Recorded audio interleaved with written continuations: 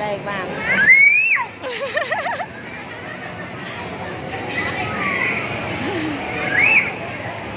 Con lên mé, lên mà con muối bị bay.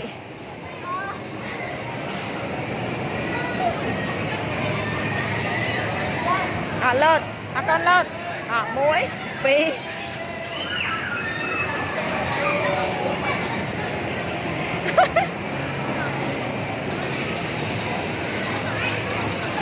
rồi giật ly phôn kia con không anh ly ơi.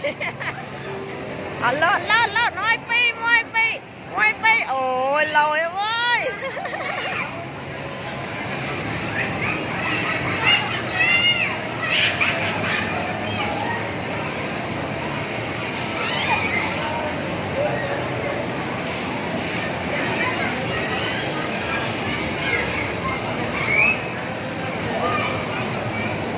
Mà ta lên nữa mới chết rồi, lên nữa mà ta giờ nó ai mà tay cháu nè, mà tay nè đi lên à ba.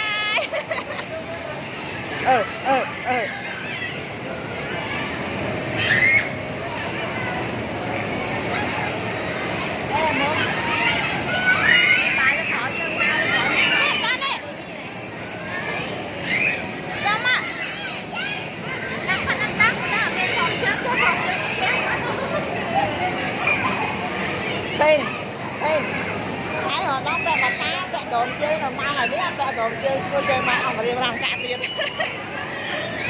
Chọn đuổi con này lột nó muối phí lột nó mà quất đi bay mà tăng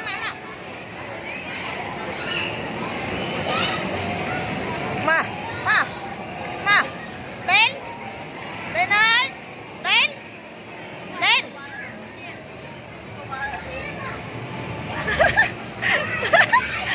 cho mà muối phí tin này chơi lại nè, tin này chơi nè, chơi chớ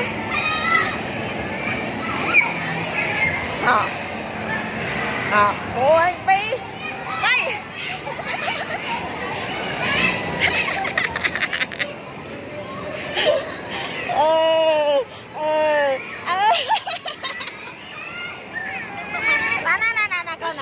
Con nè lạnh nè.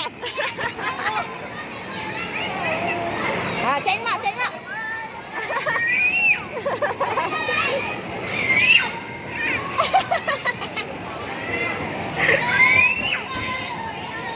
này đến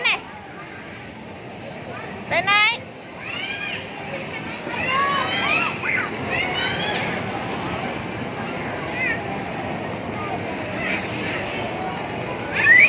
mà Huỳnh trai con trai lang chơi phật Huỳnh trai Huỳnh con Huỳnh trai Huỳnh trai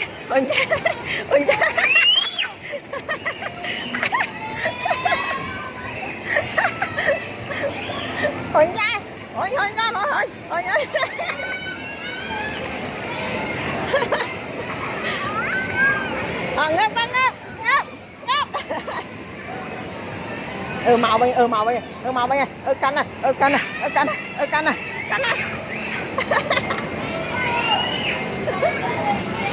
hả